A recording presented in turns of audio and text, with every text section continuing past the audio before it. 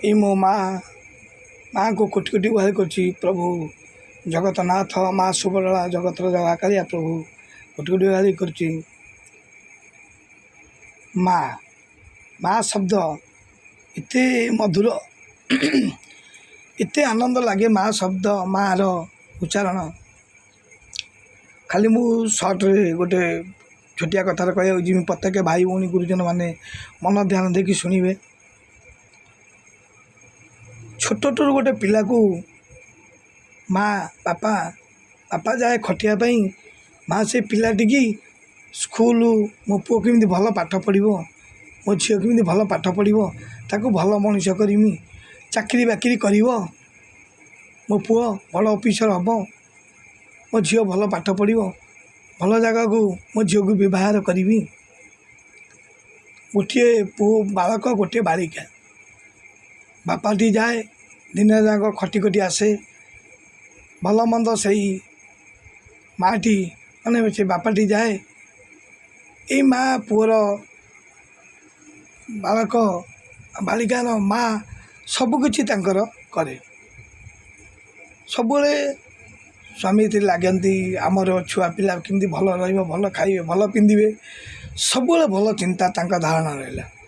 ନିଜେ ଛିଣ୍ଡା ପିନ୍ଧି ଝିଅ ପୁଅକୁ ସବୁବେଳେ ଭଲ ପିନ୍ଧିବାକୁ ଦେଲେ, ଭଲ ଜୋତା, ଭଲ ସାର୍ଟ ପ୍ୟାଣ୍ଟ, ସବୁବେଳେ ଭଲ, ଯାହା ଚାହିଁଲେ ସେଇଆ ଦେଲେ।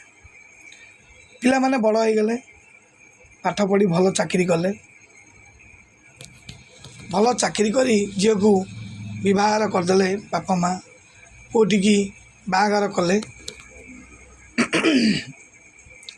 ବାହାଘର କରିଦେଲା ପରେ ପୁଅ ପିଲାଟି ଆଣିଲେ ବାପା ମା', କିଛି ଦିନ ରହିଲେ। ପୁଅ ଗଲା ବାହାରକୁ ଚାକିରି କରିବାକୁ, ବାପା ମା'ଙ୍କୁ ସାଙ୍ଗରେ ନେବା ପାଇଁ ବାହାରିଲେ। ବାପା ମା'ଟି ରହିଲେ, କହିଲେ ବାପା ମା' ତୁମେ ଚାଲ ବୁଲିବାକୁ ଯିବ। ଦେଖନ୍ତୁ ଆଜ୍ଞା, କେହି ବାଳକ ବାଳିକା ଖରାପ ଭାବିବେନି। ଆଉ ଏତିକି ମୋର ବିନତି କରୁଛି, ପ୍ରତ୍ୟେକ ଯେଉଁ ବାଳିକାଙ୍କୁ ଆଉ ବାଳକଙ୍କୁ, ଗୁରୁଜନମାନଙ୍କୁ, କେବେ ଏଇ କଥାଟିକି ଆପଣମାନଙ୍କୁ କାହାକୁ ଖରାପ ଲାଗିପାରେ, ଭଲ ଭଲ ଚିନ୍ତା କଲେ ଖରାପ ଲାଗିବନି। ପୁଅଟି କ'ଣ କଲା, ବାପା ମା'ଙ୍କୁ ନେଇଗଲା। ପୁଅ ତା ଡ୍ୟୁଟିରେ ପଳାଏ। ବୋଉ ବାପା ମା'ଙ୍କୁ ସବୁ କାମ କରାଏ, ସବୁ କାମ। ଦିନେ ଏମିତି ସେଇ ପୁଅକୁ ପଣତ କାନିରେ ମା' ପୋଛିଦିଏ ଆଖି ଲୁହ। ଦିନେ ସାଙ୍ଗସାଥି ଆସିଛନ୍ତି, ମାଆଟି ରୋଷେଇ କରୁଛି। ମା' ରୋଷେଇ ଆଜ୍ଞା, ହାତ ରନ୍ଧା ରୋଷେଇ, ପୁରୀ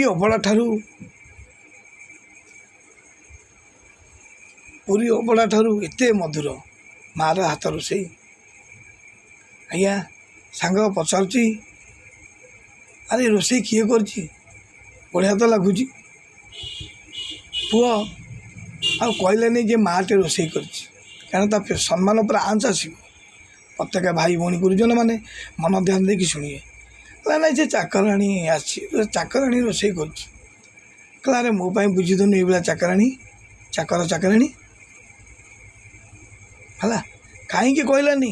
ଆରେ ତୁ ତ ଆଜି ସେଇ ମା' ଠାରୁ ଜନ୍ମ ହେଇଛୁ, ବାପା ମା' ତୋତେ ବଢ଼େଇ କୁଢ଼େଇ ମଣିଷ କରିଛନ୍ତି, କାହିଁ ତୁ କହିଦେଇଥିଲେ ମା' ମୋ ରୋଷେଇ କରୁଛି, ମା' ହାତ ରନ୍ଧା ରୋଷେଇ।